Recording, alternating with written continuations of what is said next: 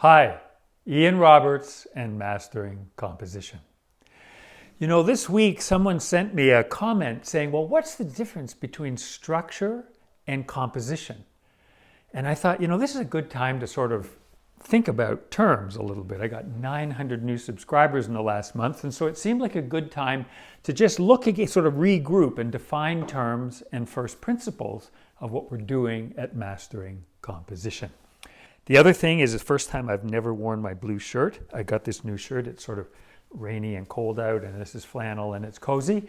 And also, after 70 weeks of doing these YouTube, I found that nobody, I'd sometimes make comments and nobody ever commented back. And I thought I was a little curious. And just this week I discovered it's because that feature was turned off. And so now it's turned on. So if I comment and you want to comment back, you actually can now, which I don't know, seems helpful, I suppose. Also, please do subscribe if you haven't, and share it with friends if you think you've got a painter friend that would enjoy it, and of course, like it if you enjoy it. So today, I want to take you through, again, my painting process, or really my thinking process, from a photograph right through to a finished painting. And the photograph was one I took years and years ago, just fell out of a book, and I said, oh, that looks like it'll work. So I'm going to show you the photograph. I'm going to show you the adjustments I make to it, cropping and what I'm thinking in terms of how I'm going to adjust it. And then I want to look at structure and design. And then at the end, I'll show you the 9x12 painting that I did from it. And what I want to show you is how you eliminate detail.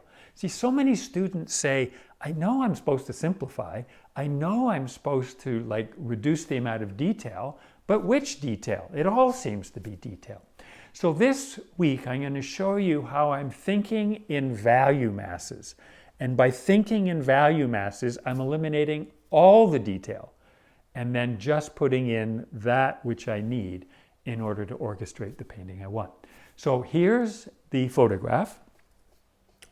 And you can see it's sort of a rat's nest of detail, right? It's just tangles of trunks and branches and twigs. And next week, I'm going to show you how I painted this 16x20, sort of 3 times the surface area. So I cropped some off the left-hand side so that it was here. I printed it out on a piece of paper, and then with some colored pencils, I just started filling in this part here. You can see there's some sort of colors coming in, and I'm sort of getting the sense I want sunlight up here.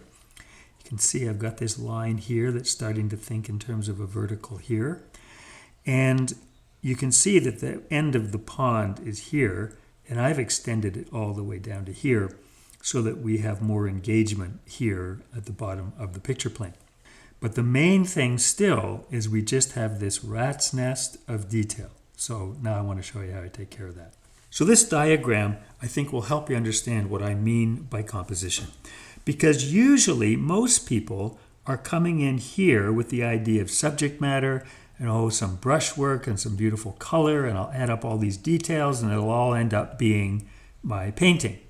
This is the picture plane. This is the piece of canvas you're working on. And my contention is you need to come around instead from this side rather than coming in from this side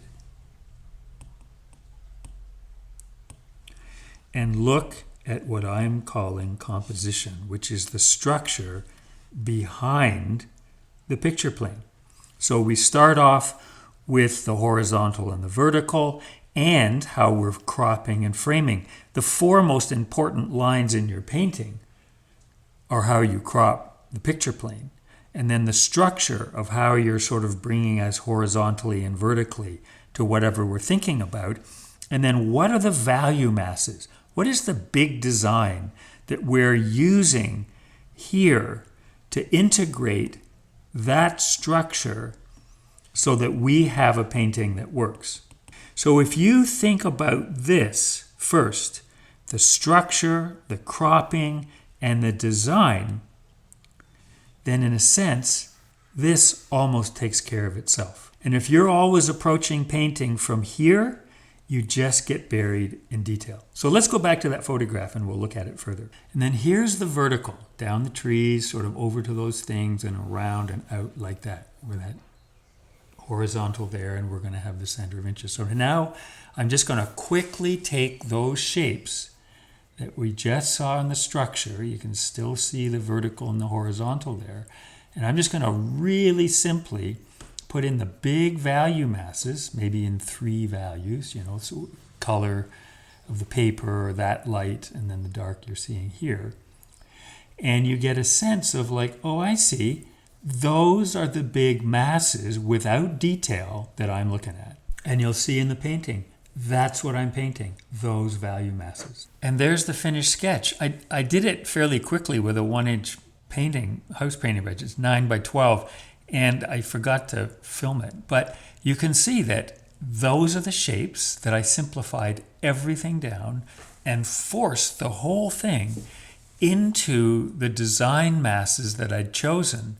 There's not really any detail there. There's some edges and flicks of color, but they are orchestrated on top of the main value masses that I created in the design and structure. So you can see by reducing the image to some simple overlapping shapes, I can control how simple or complex I want to make the painting, because it's the masses that carry it. And then I can just use detail, orchestrate it to help pull the eye to different places on the picture plane, depending on the effect I want. So I hope you found that helpful. Next week, I'm going to be doing a 16 by 20 of the same image, and you'll see that there are different problems. As it gets bigger, there's different problems and different complexities that have to be taken care of. And I hope you have a great week.